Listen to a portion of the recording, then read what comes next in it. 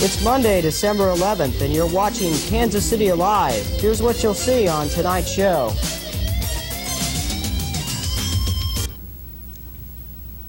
Welcome to Skylines. I'm Susan Mosby.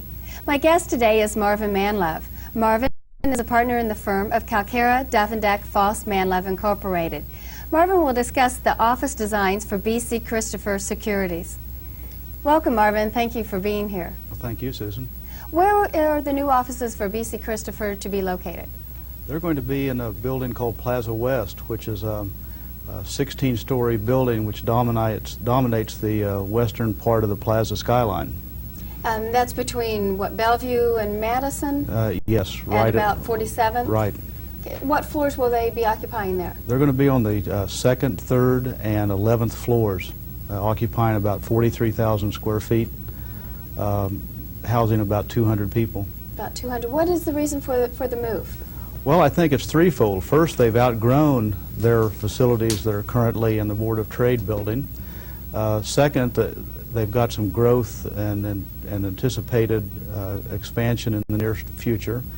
And there's a lot of high technology related to securities projects, and it's important that they get a facility that allows them to accommodate those new technologies. I see. What are some of the challenges, perhaps, or the criteria given to you that you needed to meet in this design? Well, a lot of the criteria relates to the image that a company that's 116 years old, that was founded in Kansas City, what that brings to the challenge. You've got a project that has to have a very conservative attitude towards it, but at the same time incorporate a lot of the high technology aspects. That is just part of the security industry itself with the technology, but having the image of the stability with the money. True, and it's something that there's hard to find industries other than securities that have such a high concentration of technology. 116 years here and founded in Kansas City?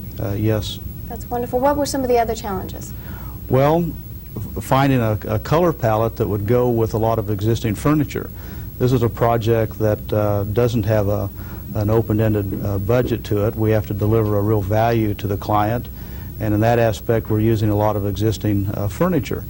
And when you have furniture that's been procured over a period of time, you obviously have design constraints that you have to live with.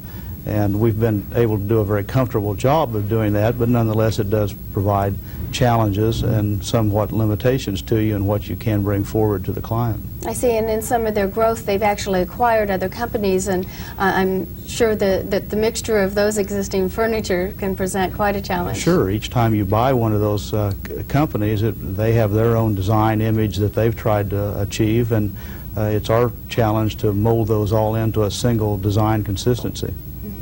You said this is the headquarters, and it has a sizable branch here as well? Yes. Interestingly enough, B.C. Christopher, being a local Kansas City securities firm, is the only one in Kansas City that's required to have a home office, a branch office, and an operations office. So that's basically what the three different floors relate to. There's an operations floor that's controlling the administrative aspects of a number of branch offices outside of Kansas City, and then the branch office is also located here. Hey, you've brought some of the sketches for the design. Let's go ahead and move to the first board of that. You can see it on the monitor here. Can you describe that for us? Sure.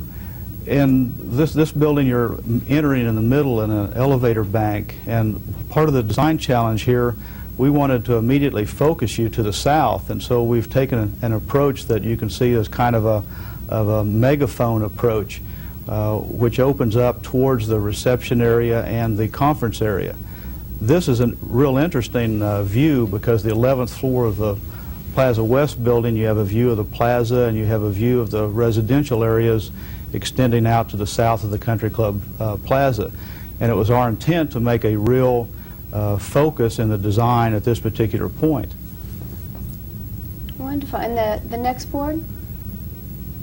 Before we leave that board, one thing we might talk about real quick is on the upper left, as you're looking at it there, is an area called a trading room. And this is a real typical part of a securities operation where they have people who are interacting with the various stock exchanges, and this requires some interesting criteria. We have to have some design, low-level light capabilities in this area. All of those workstations have a number of PC types of terminals that each of the people are using. Now we can go to the next board.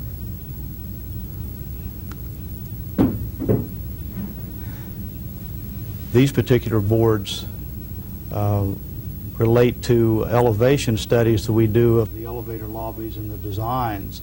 In this particular case, you can see the 3 elevator doors on the left of the upper sketch progressing through to the reception area, which is on your right. We're trying to use an interesting play of stained woods and brass materials to transcend a very conservative image, but yet at the same time keep it as light and open as we can. The sketches in the middle show that what the elevator lobbies look like on the 2nd and 3rd floors, which are the non-home office floors.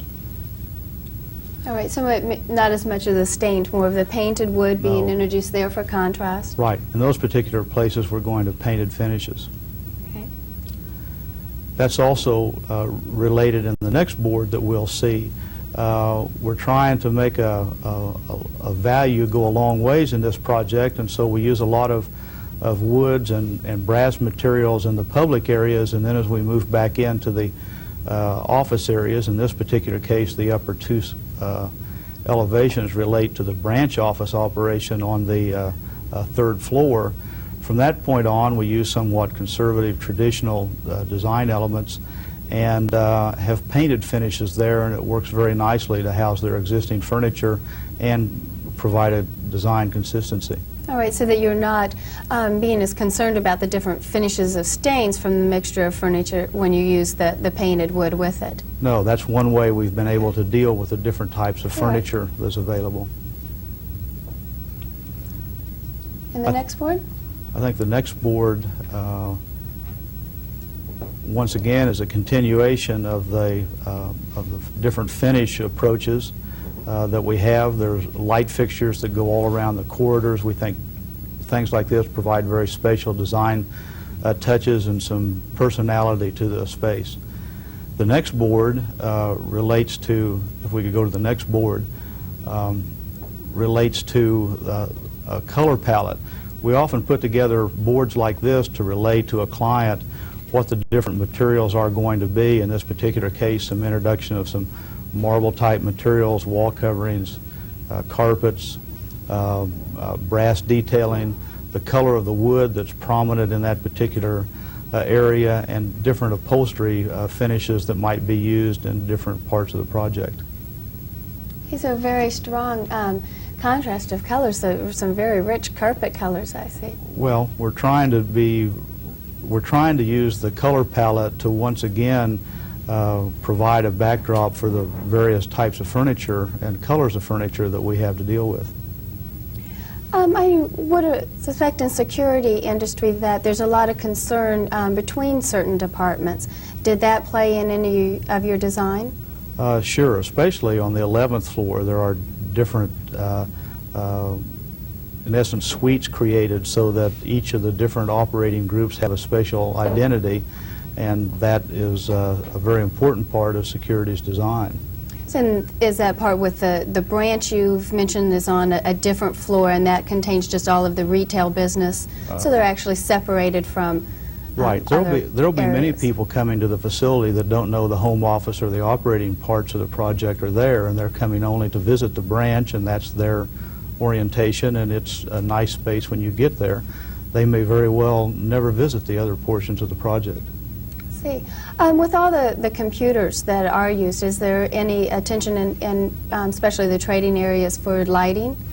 Well, in the trading area especially, there's a very low light level because of the contrast that's necessary to read the screens very well. It's a consideration also in a lot of other areas, but it's not detailed quite as as carefully as that particular area is. Okay.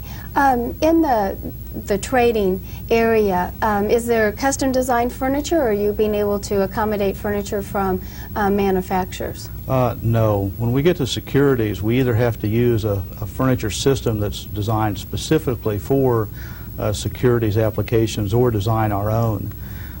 We've looked at both alternatives, and in this particular case we're going to use a product that has been designed specifically for securities installations. And when is the occupancy of this installation? Well, it's going to be sometime towards the end of the second quarter of 1990, so 5 to 6 months from now. Very good. Marvin, thank you for being here and sharing this wonderful design for us. I look forward to seeing it myself. Well, we appreciate the time, and maybe we can look at it again in July. Very good. Thank you for watching Skylines, and please stay tuned for more of Kansas City Alive.